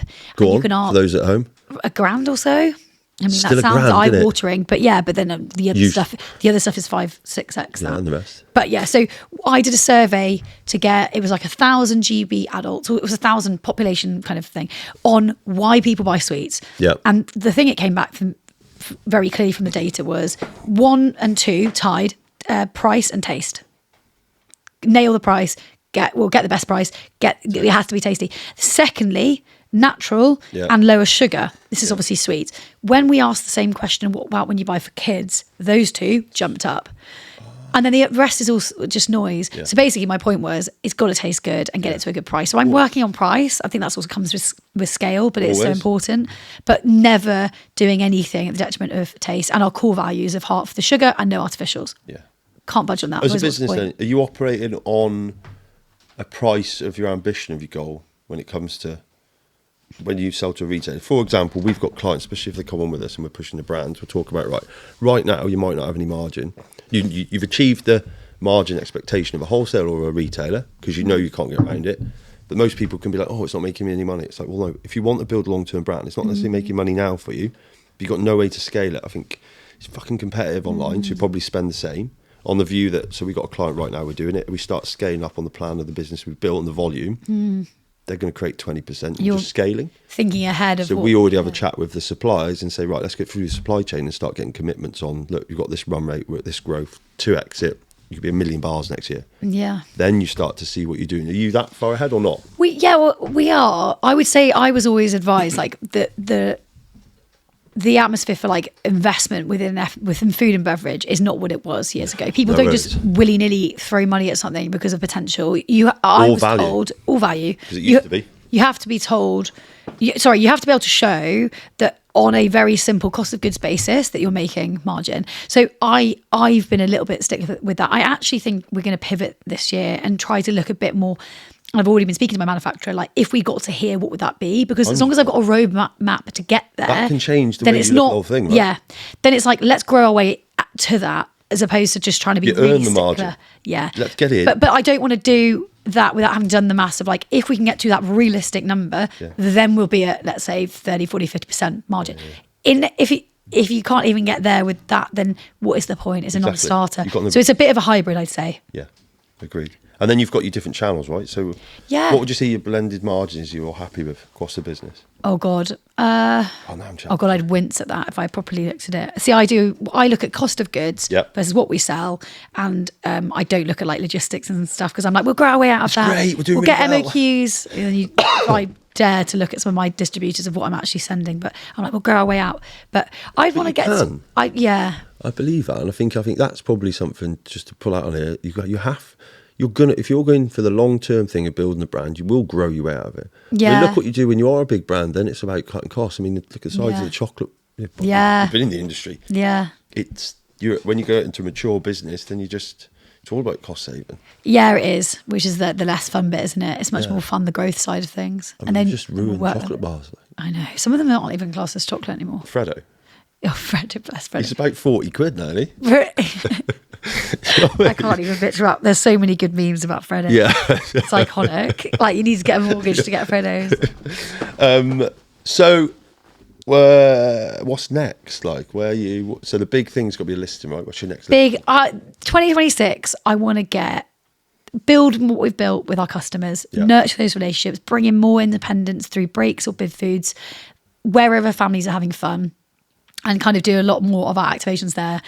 I really want to land a really juicy big listing, not on an incubator, but like a proper on the shelf distribution. I think it's refreshing to hear that you talk about your brand and you're focused on the core stuff, because the big stuff follow that. What you're talking about, if anyone's watching this, is bang on. Focus on building the brand, doing the right stuff, protecting what you've got and growing it. That big one will come. Like we've just said this morning, is that Whole Foods has just started messaging to one of our clients. They've seen it somewhere. I put them in Broadwick, so they're going to be in all the airports. Great. We've got them 2 listings out. That's just grow. Yeah. But then making sure when it's where it is, it's well activated. Yeah. It's visible. Yeah. You create a really solid relationship with the client. They go, as well as good preferential rates. You start getting in store, in site, all that stuff. And it does need like full hyper caring. I say, like, if there's one thing getting your listing, you celebrate these listings, and then it's like, where is it in the site? I'm not even going to say store. Where is it in the site? If it's up top right, gathering cobwebs, you're not going to sell anything. So it's like getting in there, getting to know people on the ground, getting customers. Like, I think there's nothing more powerful than the staff that work in those places, knowing the brand, loving the brand, incentivizing them. Also, why not? They've got a tough job. Like, all the people in Planet Ice, getting them like as many sweets as we can, and giving point of sales, like a really nice cardboard shelf with my messaging of half the sugar and my Venus flytraps on it, literally like that. Stuff like that, innit? Then it's going to at least give it its best chance at that shelf. Otherwise, you do all that work for what? Promos. Did you watch that? Hell yeah. Promo. Someone told me this changed my brain chemistry. Go on. Promo is sampling. Oh, of course it is. Sampling spend. When someone told me that, I was like, oh my God, yeah. But it's getting people to try shift. it. Yeah, that's all it is. And then, so would you do digital giveaways?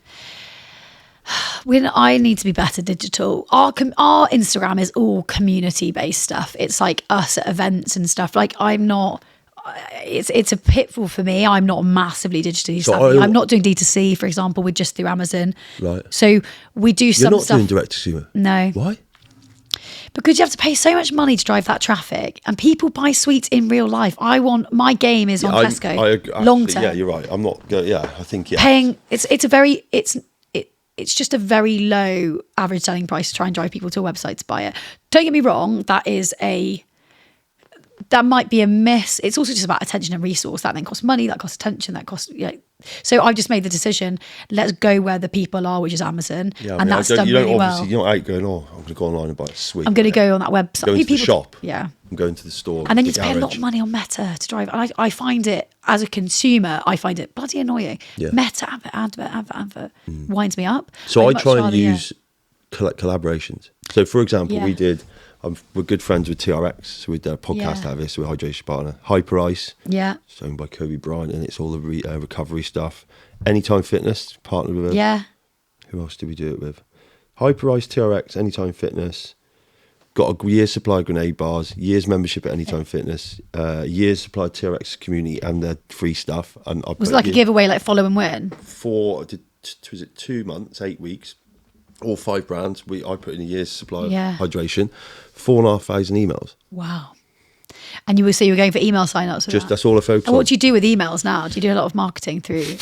What we do with emails, Tom? I haven't done much. I'm really lazy in my own business. So we've got a resource problem. We will do now. We've just set up a load of email flows, but I've spent a lot of time trying to make sure they're right. So at every point of the journey through our website, it's like, right, what are they doing? Have they bought and they've been hit with something else? What have they done in this? Which category links with which? Where is the consumer likely to go through the range in? So I'm trying to be a bit more specific on that. But for me, every time I talk to someone online, I'm trying to do one of three things.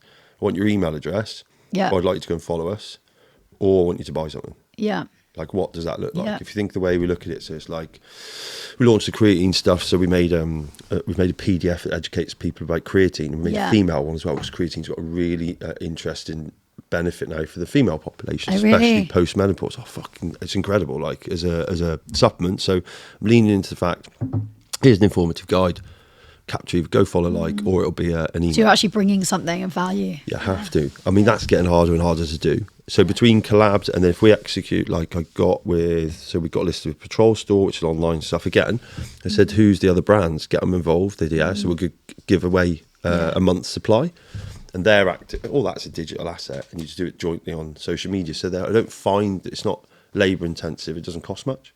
You get brand awareness. Well, we did something just before Christmas, it was Lorna who pitched it. We're discussing like, what do parents want right now? Like, because you have all these ideas, and our big thing is this reducing mental load for parents? If not, don't do it. Is it, obviously, where relevant, is it fun for kids? Is it, would parents warm to this? And then we were like, cut the bullshit right now. What parents would want is some more cash around Christmas. Yep. So we just put up the post. Like the next day, Lorna was like, do you mind if I just post this? I'm like, yeah, fine. Saying, hey, like, celebrating the fact we're on a Ocado. We also know that times are tough right now for parents. 250 quid towards your Christmas shop. Like, comment at someone who does a really good Christmas dinner. And when I say it got something like 20,000 views off this one post. So good. And was so special, because then we were like, this is so easy. That's what I talk about. That's so bang on our consumer. And that, and that's building fans, because 100%. It's not just like, for the sake of it, but doing more stuff as long as it feels really aligned with our mission and our consumer and what our shopper cares about. Big time. Then I'm like, let's do it. Have you ever given away for a free kids party? I want to do that. Wild Thingz free kids party. What we gave away last summer was we took it was freaking cool, a little kids Land Rover, not even Land Rover, like a green car that we stickered. And every festival we went to, we took it. And the kids all got on it and they loved it. And a few of us got on it as well, but the poor thing. But at the end of the festivals, we said, one of our new followers is going to win this. And we gave it to one of our new followers, and it was so sweet. That's cool. And this little boy was so excited. We delivered it to them. The more I think about your brand, you're in a really fun place. Yeah, and just having some fun with it. Yeah. We'll do more sampling next year. And like I say, more activations at the point of site. So like, I want to say to our customers, what do you want to do? Like Everyone Active is such an exciting example. Like, they do so much for families and swim camps and all sorts. So it's like, what can we bring that they could maybe do on their own? We've got a lot of, I like that. We've got sweets. So we talked about becoming part of the story, not the story. So fit in and become an addition to it, I think, is important. Yeah. Actually, another example of of Planet Ice, they have party rooms. They're putting us in their parties. So if you go and have a Planet Ice party, you have pizzas and juices from my friend's brand called Ninju, also half the sugar juice. And then our sweeties, a little he's a great brand. We do stuff with him. You get Wild Thingz sweeties. And I said to Jamie, I was like, your party rooms, could we just decorate one? He was Round them up. Yeah, go on. Yeah, how cool is that? Get the Venus flytrap all on the wall. She's got an name. Do you know what's so funny is we wanted to do something like this, so I need to ask how you do it. But a wild wall, big neon signs. Yeah. Why not? Because it also makes the kids' party so much more fun. Feelings, making it emotions, experience. Yeah. Mint. How cool is that? And he was like, yeah, okay. So we're now pitching him at the moment to go in. I think we're going to put our overalls back on and paint it all up and stuff. And that becomes a social media opportunity. Yeah. Some brand, So blog. So if you're watching this, you probably just did a masterclass. And if you got this far, thank you. Yeah, just my mum. Yeah. Yeah, my mum would watch it. We've got to. Look, so from this, what's been the most challenging bit about Wild Thingz that sticks out for you? From an perspective, like the brand, there's like a million things. And like you learn every week. I think you just get better, more resilient. Like everything that can go wrong will go wrong. I think and a bit more. And stuff you hadn't even thought about will also go wrong. How desperate I've got.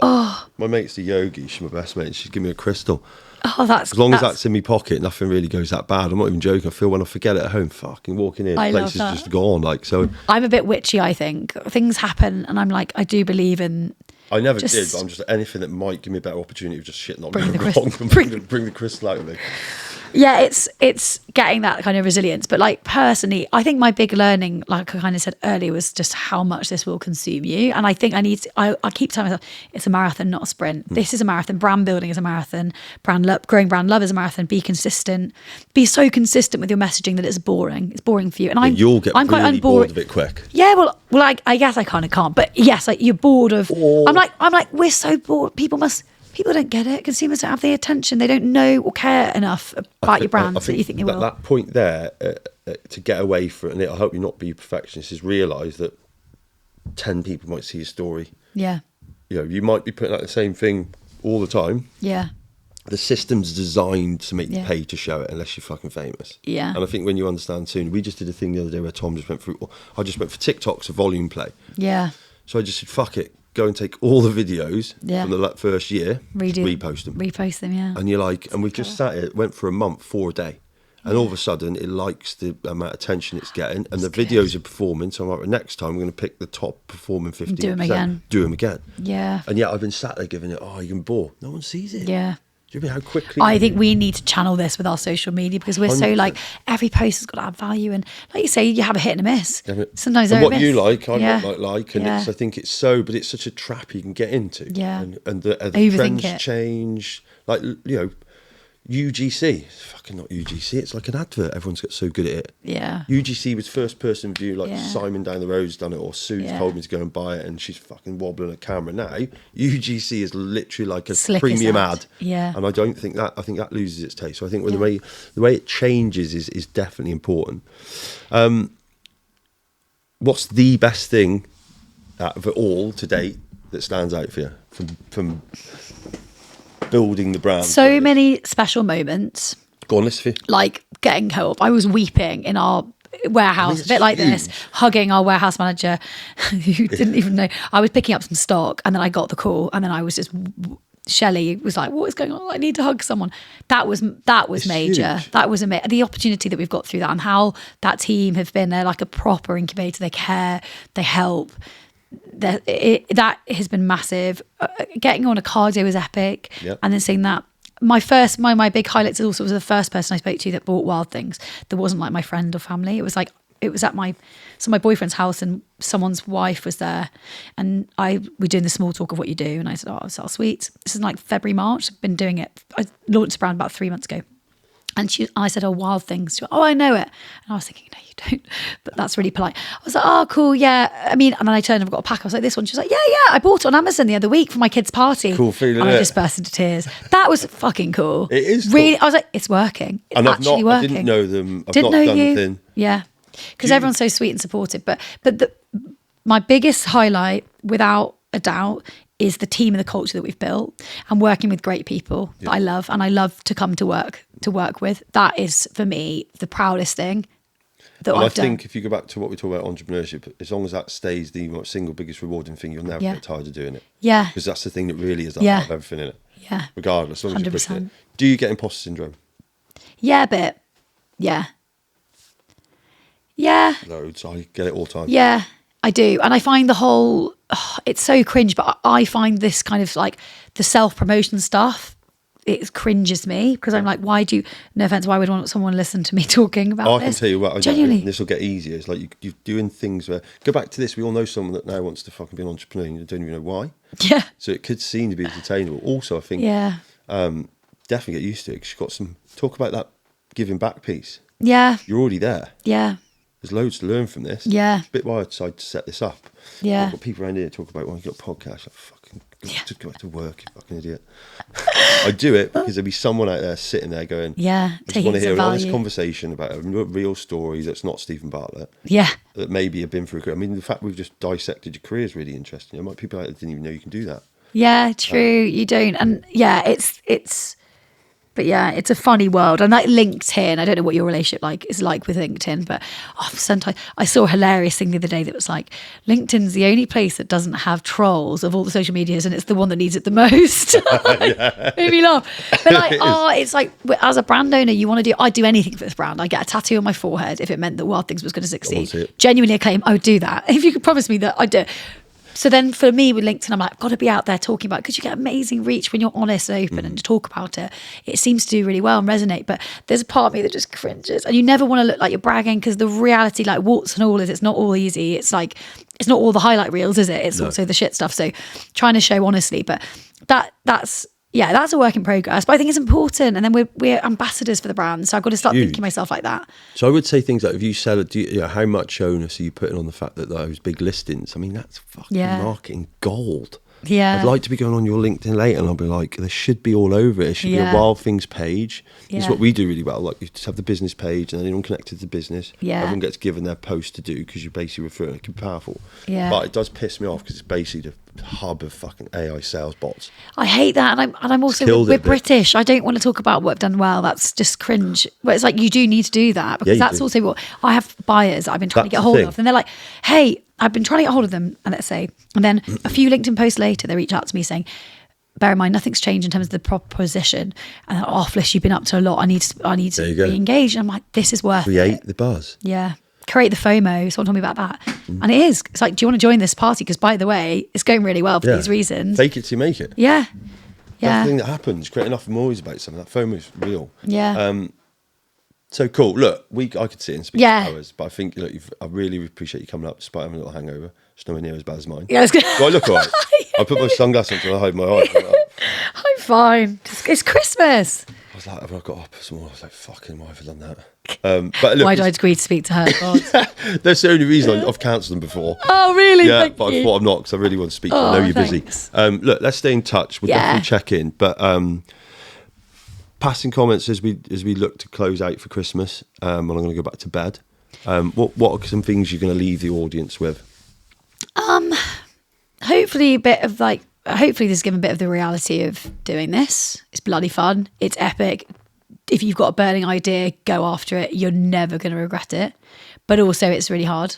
Be ready for that. Yeah. But follow your passion. Life's too fucking short. Yeah. Life is too short. The amount of people I speak to, and it's actually so heartwarming. But my friends that come out of the woodwork and they're like, oh, Fliss, you're doing this thing. I've always thought about doing that. I'm a bit like, do it. Go and do it. Just do it. Make the jump. You're never going to I think we get so caught up with the rat race and these things for what? To impress, I don't know, to impress our parents or to impress our friends.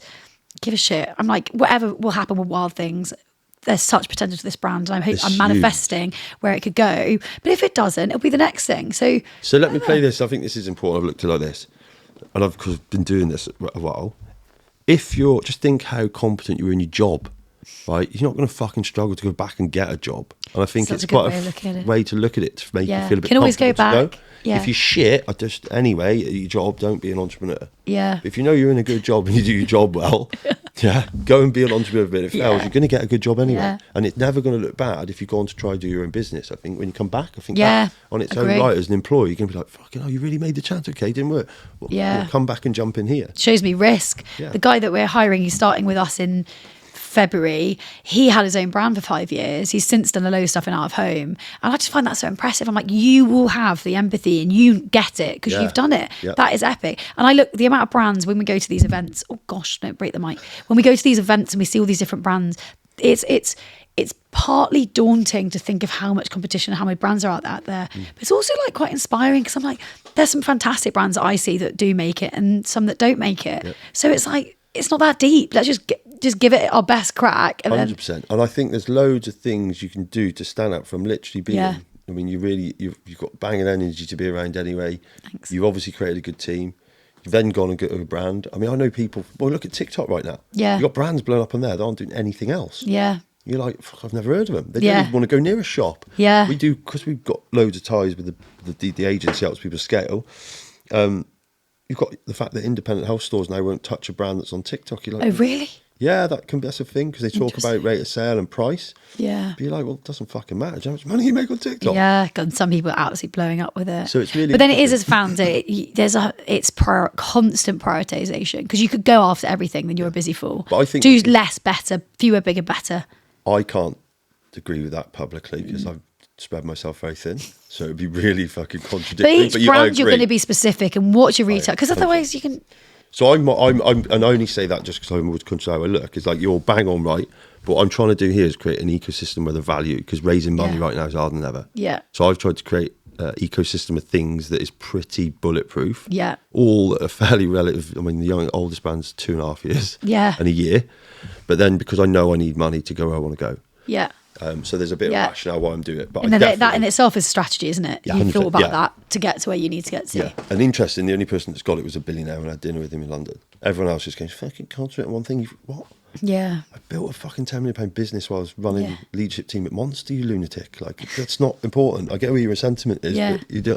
But everyone's going to have opinions. That's the other thing. You've got to be really... I went to a talk for I think she's a career coach called Fiona McKinnon, I think. She was talking about that you've got your three minds, like your brain, your logic, your heart, your values, and your gut. Yeah. And I think the gut bit is also really important. I think when you're busy, you don't stop and think. We do a lot of thinking. We're all very heart driven because otherwise you wouldn't do this crazy shit. You just do an easy, nice job, calm job. You're like, I'm going to change the world and people are going to believe me and I'm a vegan and it's going to... but the gut bit I think is also important. Trusting your gut. Everyone will give you a million opinions. It is. At the end of the day, like you do have to just go, I back myself. I just really have this feeling about this. And there's something in that. I think it's a great shout. Is because then if you're feeling it, you're going to be more motivated, more involved emotionally in it. I don't think you can do it unless you really believe in it. You just burn burn out. And you can get pulled from pillar to post, right? Everyone's got, I'll make this bit Consultant here to take you there. You've got to get to this point where you're like, I really, whether it's a bit of logic, but it's also like where my heart's going, but my gut, like, this is it. This is the focus. I echo that. Every person we work with, what's the goal? Where you go? I've already created a vision. It's a 5-year exit plan around all the brands we've got. Some of them make people laugh. I'm like, there you go, that's why I do it. And then you speak to people with money, they're like, fucking hell yeah. And then it's interesting. I think start with the goal. As long as you've always got the goal and everyone knows the goal in your team and knows what you're working towards, you'll be like this on the way there. Yeah. Cool. Look. Oh, it's great to chat. Absolutely so made up. I got out of bed and so made up. You've made it down for Christmas. Is that you now for Christmas? No, I can't wait to do a bit of work. I've got less emails. It's great. It's brilliant. Yeah. It's dreamy. No, I'll be working from home though. You know, TV on. Cheese and wine. Cat. Cheese. Cat? You got a cat? I've got a cat, yeah. Yeah. Oh, God, I can't say it. I've got a little ginger fucking sausage dog. Oh, she's a little ginger cat. Is it? Yeah. I adopted her in Malaysia and flew her over. She's amazing. How much did that cost you? Doesn't matter, worth it. Look, on that note, absolute pleasure. If you've enjoyed today's episode, please do us a favour, share it with someone you know. If there's someone you do know that might be thinking about becoming an entrepreneur, interested in corporate shizzle, corporate chat, then share it with them. If you've got any comments, drop them in the comment section. We will put, I think in the links, Tom will put up, share your bio. Yeah. To websites, Amazon, all the rest of it. But yeah, thanks for coming. Thank you so much. Thank you, and have a great Christmas when it comes. Merry bloody Christmas. This will be in the new year though, won't it? Tom? Yep. I hope you had a great Christmas. I hope you had a great Christmas. I like that. Brilliant. Ciao for now. Ciao, ciao.